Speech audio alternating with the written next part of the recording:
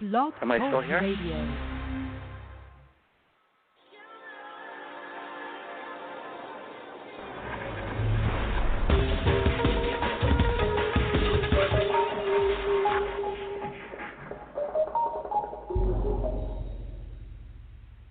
Hello, everyone, and welcome to my show. I'm your host, Dianna Bellerose, award-winning and best-selling author, Fire and Ice, The Journey of Transformation, and The White Within.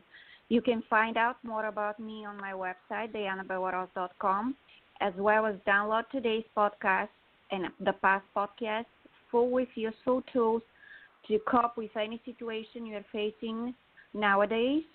And you'll be able to learn how to build your life again if you're having some difficulties or you want to find out how to deal with in a relationship, how to deal in domestic violence situation, how to deal into abusive relationship.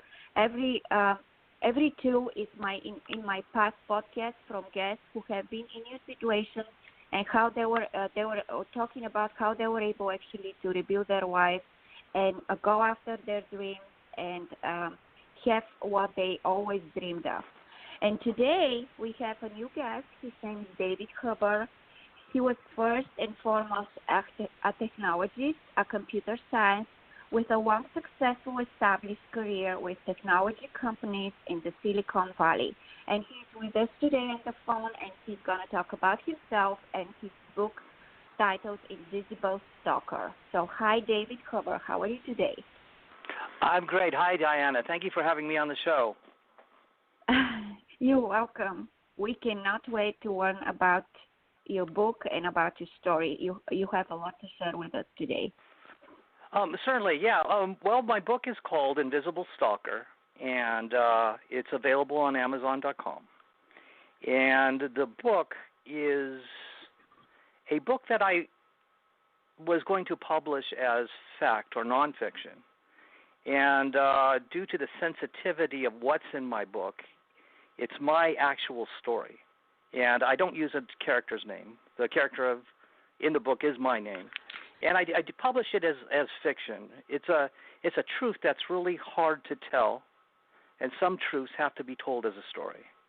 And so what I did is I took the truth and I crafted it as a fiction. So you can imagine publishing a book like this would be very difficult on my future career. It'd make it more difficult to get a job. The byline on my book, it's The Invisible Stalker by David Huber, my targeted involvement in a military conspiracy to kill President Barack Obama. And basically what happened, I give you a little synopsis. I had a great career. I was in Silicon Valley working for large technology companies such as Oracle, Netscape, and McAfee. And I took a little hiatus after my involvement in these companies. And I was living in San Francisco. And as you know, San Francisco has a large indigent population. And I had met some indigent people. And, I'm a very gracious and kind person. And I'd invite them into my home and learn more about them, help them out a little bit. And somehow I got involved with a certain group of people that were now I know called targeted individuals that were being influenced by a technology that I later came to realize that it's a government technology. And it has to do with a type of mind control. And the year was somewhere around 2008. I just finished working at McAfee, and I decided to take my break. And I got involved with this group of people, and things got really, really, really strange. I remember being first indoctrinated in this technology. I was alone in my apartment, and somehow my home was invaded. I woke up, and I looked at the front door of my apartment. I had a very nice Eddy Street apartment in the Western Addition, and my front door was blown off its hinges. And it's a big apartment building, so you'd think a ruckus of that type would be noticed by my neighbors, but it wasn't. My door was in my hallway, and I felt like I was just beat up, like I'd been manhandled. And I looked over my body and I saw a fair amount of bruising. And I go, what in the world happened? And so I get up and I call my friend Maria and I go, Maria, something's weird happened at my house. So I want you to come over. I go, look at everything in the apartment. And I wasn't I was a bachelor, so I wasn't the neatest person in the house, but my house was completely cleaned and vacuumed.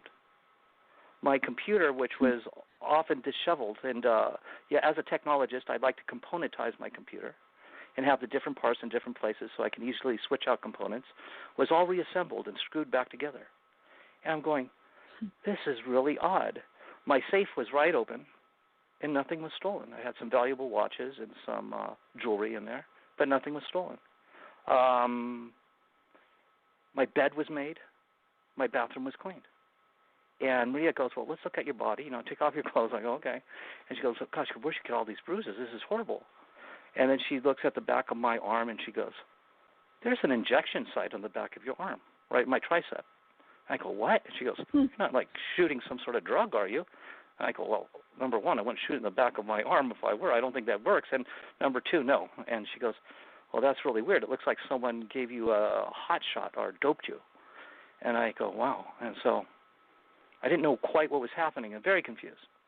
And so I went on about my business, and I started to hear things. It was, just a small voice at first.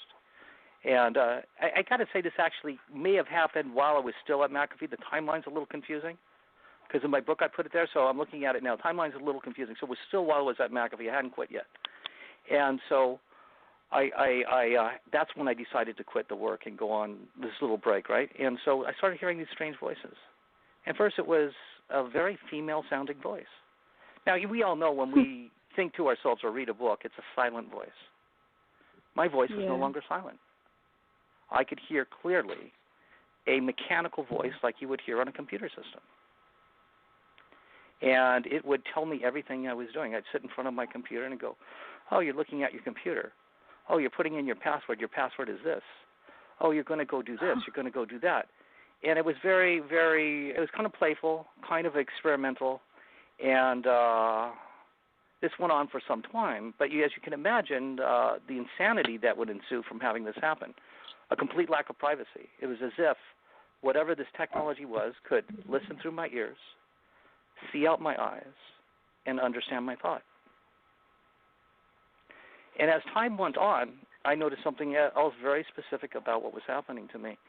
This not only had control over what I would hear, what I was thinking, but also had subtle control over my emotions. So the feeling of anger it could induce, the feeling of physical pleasure it could induce. It could induce fear. And so as I started analyzing this, I go, my God, if they can do this, what else they can do?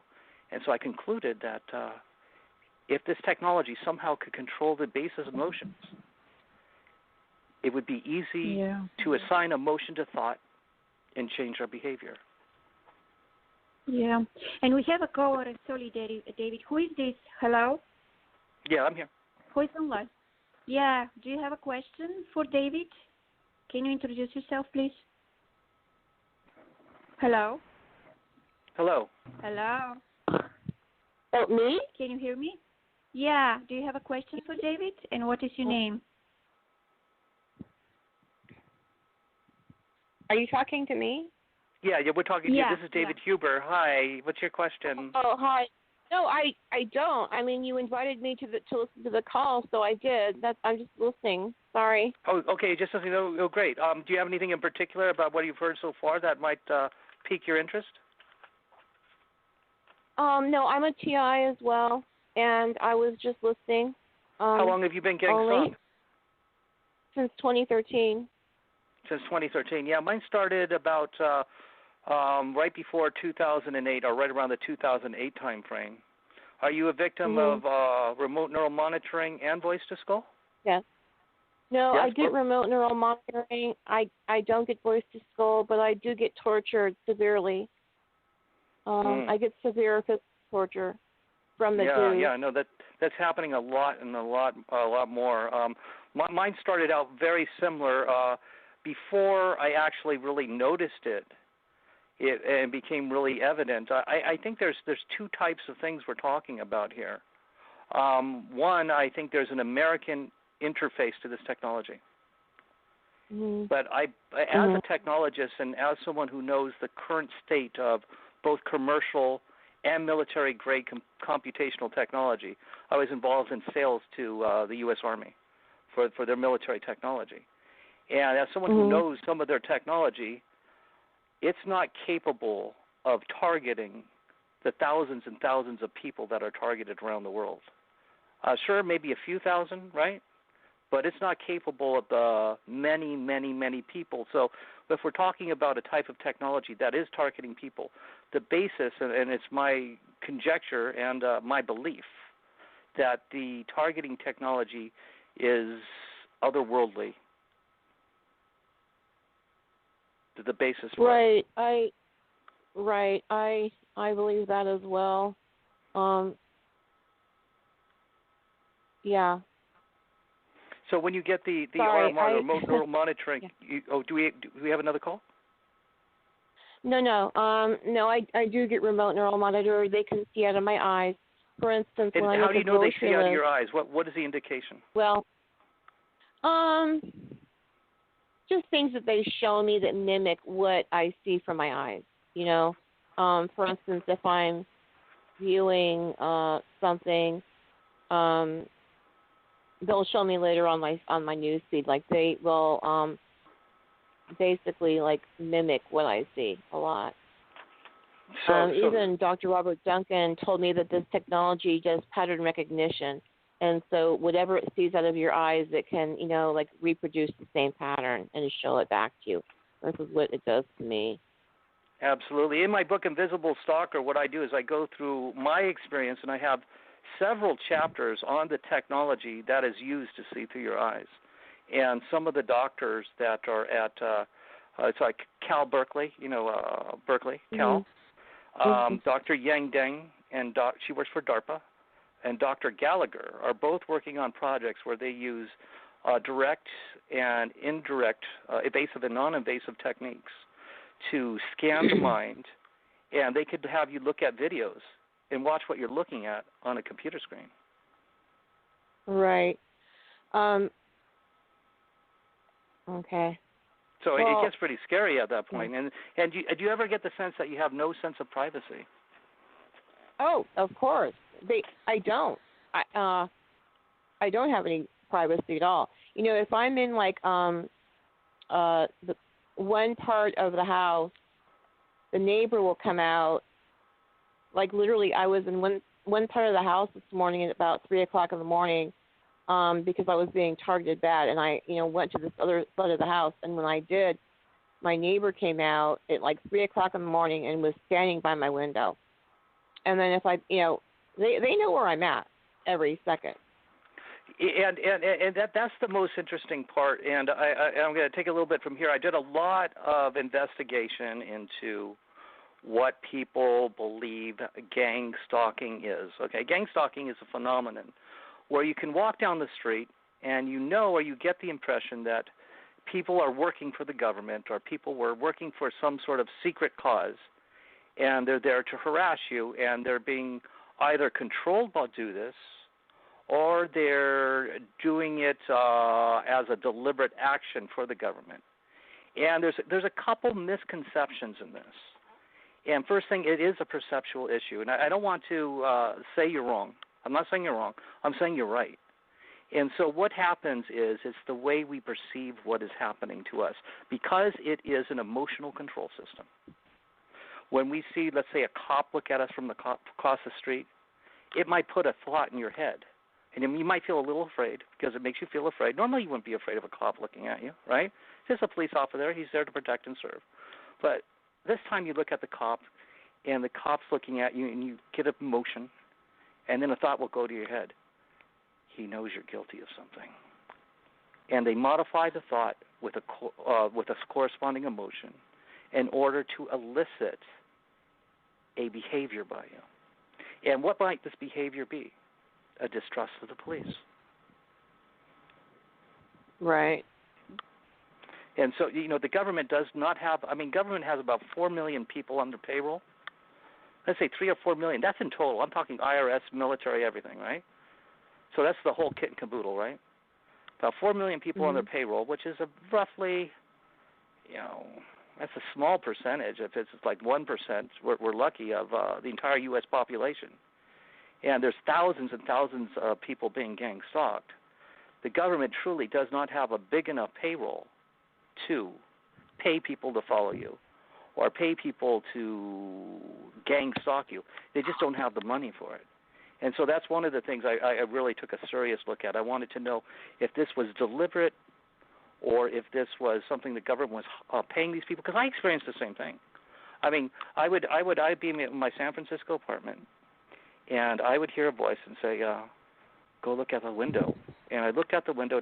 So before I got the window, it says, you'll see a guy in a ball cap and a striped shirt. And I looked out the window, and I saw a guy in a ball cap and a striped shirt. And he goes, you've been talking too much about this technology to people. He's the street authority. He's going to go tell on you, and people are going to come to your home and kill you. And, of course, I felt the fear. I saw the guy. And I started thinking, I go, wow, okay, what if this thing, whatever it is that tells us all this stuff, right, is a supercomputer, a super-aware computer that could handle talking to thousands of people, maybe of an otherworldly thing. Maybe it could see out the eyes of everyone on the street. Maybe it can see out through the CCTV cameras that are on the street, the traffic control cameras. Okay. I actually talked to a programmer once from. She had graduated from MIT, and she was a programmer. And she was telling me that they can see out of everybody's eyes, including animals' eyes, and she said even goldfish. Oh, yeah, and that's very true. Dr. Yang Deng has a whole video on YouTube, how to see out through a cat's eyes, and they put some probes in a cat, a little hat on a cat, and the cat goes running around. You can watch a video of everything it sees. So when people even your animals could become part of it, yeah. When people walk down your street, this is what happens to me. Whenever I get in my car to leave, there's people out there on my street that usually weren't there before, and there's always somebody out there at the exact same time I leave, walking a dog, riding a bike, on a skateboard, at the exact same time. And it never used to have, I never used to have people synchronized to be out in front of my house at the exact same time that I went anywhere. Oh, yeah, of course. I agree with you totally. Things are really changing with the way things happen. And a lot of it is perceptual, but it's a timed perception. And so, I have other theories that I put in my book, but, I don't want to go too far out there, because, I do love the sci-fi. And so, I indoctrinate some of the future technologies and what this could be, but let's just say it is an otherworld technology that can truly interface with wide populations and accumulate all that data and make these things very obvious to you when you're looking at them. The big problem we have as targeted individuals is the only proof that we have is our common narrative and our empathy for each other. We have no other proof, no other real direct proof that would cause the court system to be involved, or would cause a big public outcry, or would cause the medical industry to come alive and go against this. It's a very small number of people that become self-aware that they are being targeted. And so I think it's not just solely an American agenda. I think there's another agenda at large. And I hate to use the word aliens. I really do. But I don't know how else to explain it. Yeah. Well, it's reverse engineered alien technology is what it is. I agree. Yeah. And you just look how far we've come in the last few years. I have implants on my body by the U.S. government. And so when I talked about being implanted in my apartment after McAfee, now I remember I heard the voices before the U.S. implants. And the U.S. implants consist of there's two things that he put in the ossicles, which is the middle ear, and they're energy to vibration decelerators. And they can become a vibrational component of the inner ear to simulate sound to the brain. It's a very mechanical process. It's like almost having like a miniature Bluetooth implanted in your middle ear. If you put a stethoscope on your middle ear, you won't be able to hear it. It's just vibrational frequencies that stimulate the cochlear and the auditory nerves into creating processed sound in your mind. And so it's very stealthy, but the technology is getting old, and it will be found out someday soon. Additionally, they implant the entire face with these microfibers. It's like I remember, like when I said my door was blue, and I started having flashbacks to what happened. And this was much later, and I remember being roughed up, brought into my room. I remember being completely out of it. I think they gave me a heavy dose of benzodiazepam or like a roofie, so I would forget what happened. And I remember them putting something in my ear like a gun, like some sort of lycoscopic insertion device. It inserted something in my middle ears. I remember them being painful afterwards. I remember them touching my face all over my body with almost like a tattoo gun or something that was leaving an imprint. And I believe these are the fibers that they insert all of your body. And what these do these are microwave reflective fibers. And what they do, they put them all over your face, your mouth, your eyes, around your eyes, on your smile points, on your nose. And what these do is while you're doing this is the reverse engineering part you were talking about. So what happens is, for some reason, you're targeted by an extra-worldly technology.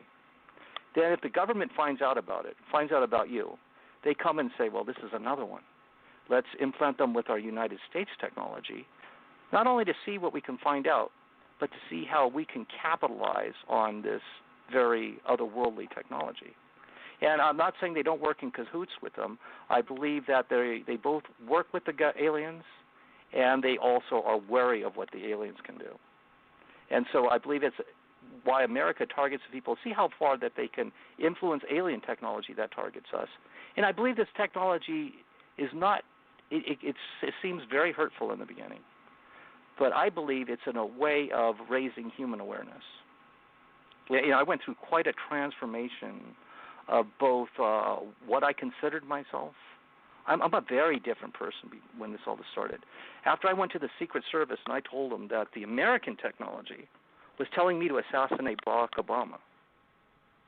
And I went to the Secret Service, and I had like 12 meetings with them, and I saw a series of Secret Service doctors. At my last meeting, it was on Figueroa Street in downtown Los Angeles on the 13th floor at the Ernest & Young building, which is the Secret Service office. And I get in the office, and my guy Andy, my Secret Service agent Andy, comes up, and he goes, look, David, this is off the record. I just got finished talking with you-know-who.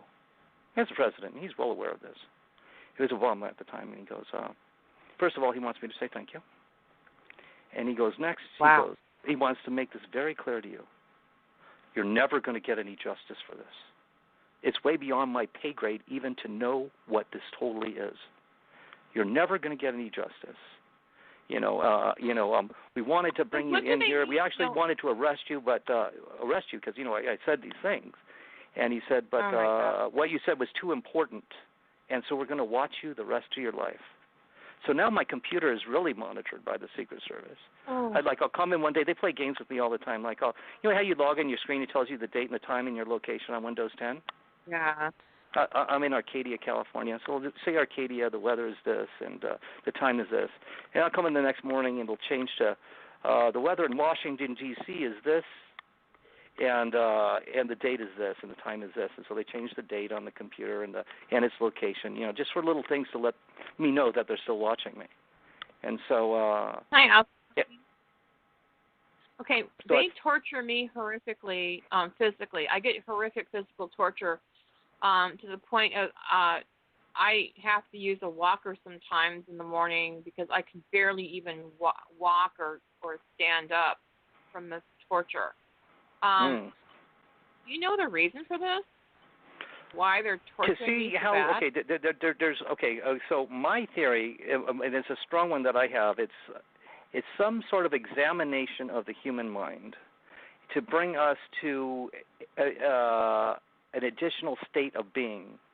And, we all know how we behave when things are good, right? It's to see if we can be at our best when things are bad. Okay. And I think whatever this technology or wherever it's from, call it aliens, call it God, call it whatever. Right. I believe it's examining us. It's easy to see how someone's going to behave when things are good and they're untortured. When you really see the true nature of a person's soul or psyche is when things are at their worst. And I believe it's in some way, for those of us that can handle it, to bring us to a new awareness, maybe a shared existence with, call it an alien mind, call it a spirit, that will bring mankind to the next level of understanding and help us usher in a new understanding so we can finally be at peace. And I explore some of this in Invisible Stalker, which is available on Amazon.com. And one of the big things I do is I go through a lot of the misconceptions about organized and gang stalking. That's one of the chapters. It's a very good read. And I go all the way through talking about what happened with the U.S. Secret Service, how I heard the military first tell me that I was going to assassinate Barack Obama. And on a particular day, right after the election or right before the election, I had actually gotten in my car with my girlfriend, and she's targeted too. And we were in the Oakland side of the Bay Area, and we're driving across the bridge, and the voice said, "It is begun. You're going to assassinate the president this day." And I'm all, oh no. And I was under complete physical control, and they have chapters outlining this. And I couldn't move, and I couldn't talk, and I couldn't say anything, and I knew I was going to Union Square, which I heard this before, the whole plan, where the president will be there. You're going to go with your gun, and you're going to shoot that son of a gun. The voice would say to me, "Don't look now, but the backpack in your lap is Remy's backpack, and inside there is a .38 pistol, which he'll use to shoot the president at Union Square." And I'm terrified, completely scared out of my wits. I don't know what to do. Am I going to go to Union Square, assassinate become a John Wilkes Booth, and forever be known as a presidential assassin, the first black president of the United States? So I am scared to death. My immediate reaction is, I've got to stop this. I've got to break out of this cycle. If I get any opportunity to move, I'll take it. So I'm in the passenger side, and my girlfriend's driving, and we're crossing the Bay Bridge. I notice I get a little freedom of movement. I jump out the door onto the busy bridge, and I run to the side of the bridge, prepared to jump off and end my life. I will not assassinate the president, disgrace myself, my family, and tarnish the Huber name for generations to come. It wasn't suicide. I considered it self-sacrifice. And so as I go to jump, I'm ready to jump right off that bridge. My legs won't move, and I hear the word "stop," and I can't jump off the bridge. I get back in the car with Remy, and we're driving, and we get down to the Tenderloin area. We're on our way to Union Square, somewhere in San Francisco, the downtown area, and again, I'm under physical control. Yeah, I was directed to go back in the car. I couldn't control it. I had to sit back in the car. I couldn't jump off the bridge. And it goes, "Well, you're on Union Square. You're going to kill the president." And I go, "Oh, no, what am I going to do now?" I got a little bit of control back. I jump out of my car. And this time I'm driving. I pushed her to the passenger side this time. This time I'm driving. I take the keys. I see a police officer. I throw him the keys, and I say, "Officer, tow my car, please."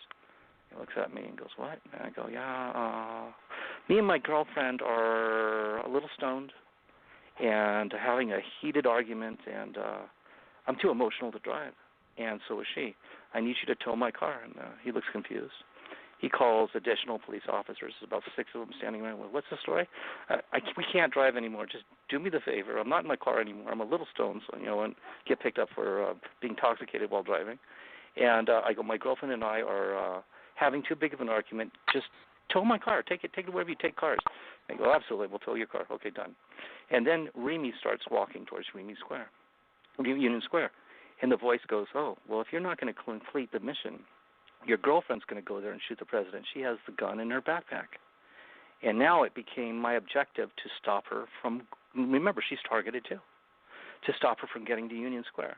So I run to her, I beg, I plead, "You got to stop. I'm a gentle man. I'm not going to, try to physically block her or restrain her in any ways, but I wanted to break the cycle in her. I said, I'm going to do this, I'm going to do that. And then finally the spell wore off, and we were done. Years later, I moved in with my parents. I didn't want to live alone anymore with this kind of insanity. And I'm going to the Secret Service, and I'm telling them this story. I'm sitting down with two agents, and they go, we know everything about you, every doctor you've seen, every psychiatrist you've talked to. We've talked to every one of your friends. We know you're a nonviolent man. You have no police record. In fact, everyone has nice things to say about you. And they go, we're still watching you intently. You got the federal government up in arms here. And they go, we did some research. And they go, when you turned your car into the police, and we looked at the date,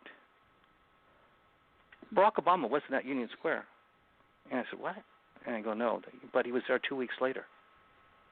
I go, shoot. And he goes, I'm not supposed to tell you this, but the Secret Service didn't even know his schedule. So somehow I got there 2 weeks before he was actually going to be there, and the Secret Service didn't even know his itinerary at the time. Okay. Do you think that was a trial run? I think it was a trial run. Yeah, I definitely think it was a trial run to see if they could get me all the way there. If they could get me all, make it a lot easier the next time.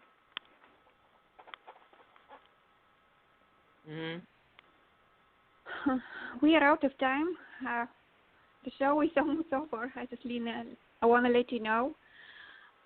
So, David, can you please share the places where people can buy the book? And thank you so much for the cover. And I'm sorry you're going to. Sure. Thank you, Dianna. I think I'm going to. Yeah. Okay, it's www.invisiblestalker.com. That's www.invisiblestalker.com, all one word. And I've had some trouble with my domain name. I think it gets blocked sometimes. So if you have trouble, go to Amazon Books and look up Invisible Stalker by Huber. That's Huber, and it should be able to find it. The Dianna's webpage, and on there she has some links to it too, and so it makes it really easy. Yeah, you can find out on Blog Talk Radio. The link is there, blogtalkradio.com/Dianna Bellerose. The book is there, so is my website and my blog spot. I'm going to have everything there from today's show. Are you going to have a recap? Yes, definitely. Are you going to have a recording of this up there? Yes, David. You can excellent! Thank you so much. I just want to put a big shout out for Dianna. The work she's doing is so important. Thank you so much, David. Thank you to the caller who is doing that. And I hope we can end this with our stories, and we'll be able to make other people's lives better, because there are lots of targeted individuals, including me.